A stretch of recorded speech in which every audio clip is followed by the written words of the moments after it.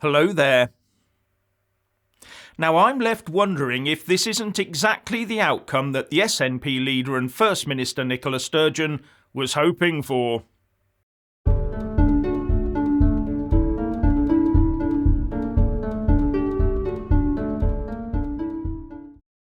Now if you haven't already done so, please do subscribe, click the little bell, select all, and then like and comment below.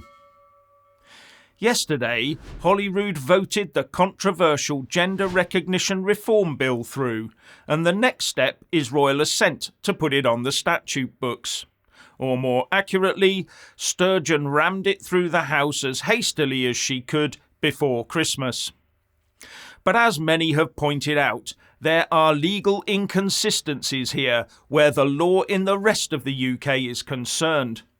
And this has forced the Scottish Secretary Alistair Jack to consider using Section 35 of the 1998 Scotland Act, which allows the Secretary of State to make an order prohibiting the presiding officer from submitting the bill for royal assent, on the grounds that it would make modifications of the law as it applies to reserved matters and which the Secretary of State has reasonable grounds to believe would have an adverse effect on the operation of the law as it applies to reserved matters.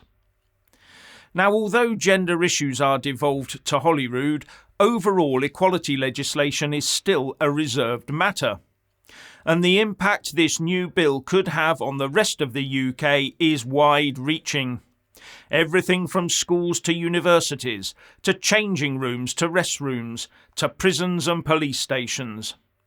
It could have people arrested across the rest of the UK for offences against what should be a Scotland-only law. So this would put Westminster and Holyrood on a direct constitutional collision course. And I suspect this was exactly the outcome the Scottish First Minister was looking for. A constitutional clash with Westminster, so she can once again point out the need for Scottish independence. Just another ploy to force a second Scottish independence referendum, the IndyRef 2. This is how we want to run Scotland, Sturgeon would claim, but Westminster won't let us live the way we want.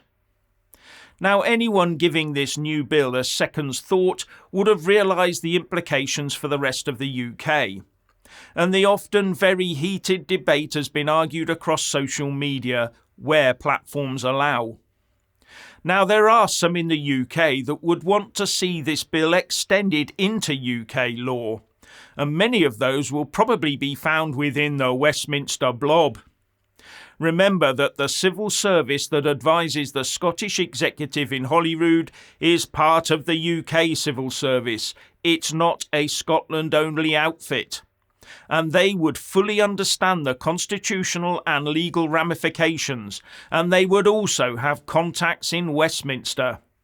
Don't tell me they haven't been swapping notes, especially at the more senior levels.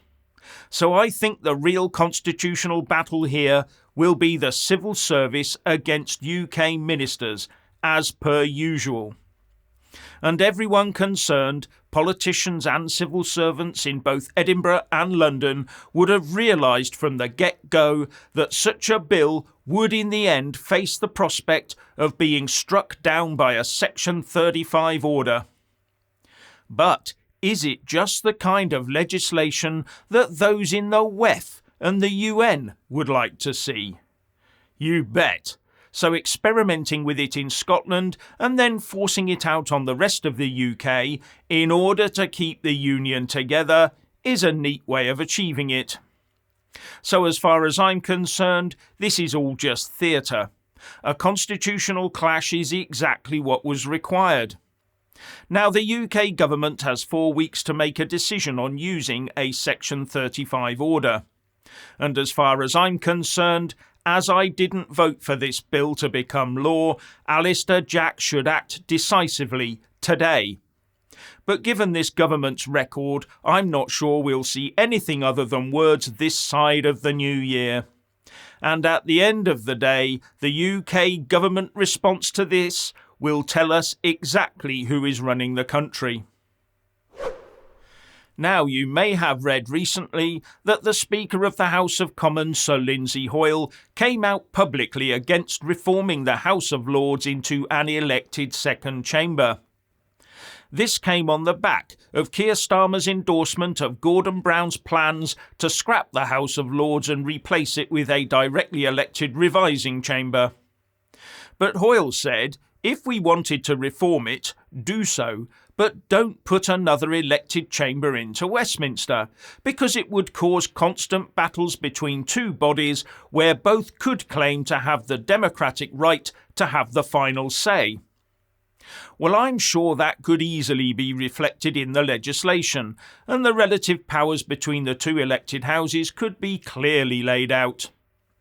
Anyway, one assumes that the current Speaker would prefer to see some sort of appointment system continue. And of course, the fact that every Speaker, bar John Bercow of course, has been almost automatically elevated to the Lords by appointment has nothing to do with it. Of course not. And the dark skullduggery of international espionage is alive and kicking. A German intelligence operative named only as Carsten L. has been arrested on the strong suspicion that they have been passing German state secrets to the Kremlin. And according to the Times, this could be the most serious breach of its kind in modern German intelligence history. And if this is proven, Carsten L. would become the first double agent uncovered in 8 years. But it does show that Putin still has players on the spying field.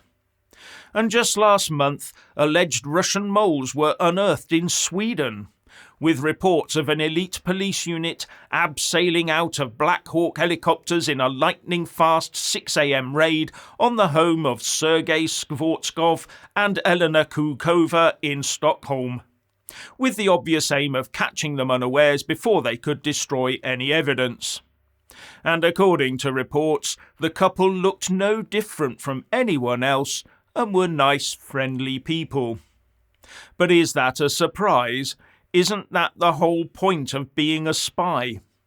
I mean, if they crept and skulked about the place wearing cloaks and carrying a dagger, I'm sure someone would have raised an eyebrow.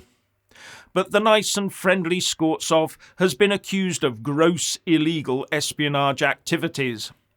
And you can bet that there are a few of these nice friendly spies dotted about the rest of the EU, and the UK, and the US to boot. And we, of course, will have a few James Bonds out there of our own. And finally, when subscribing, please don't forget to press that little bell and also select the all option, or you won't get any notifications when I publish a new video. And thank you all so much for taking the time to watch the show.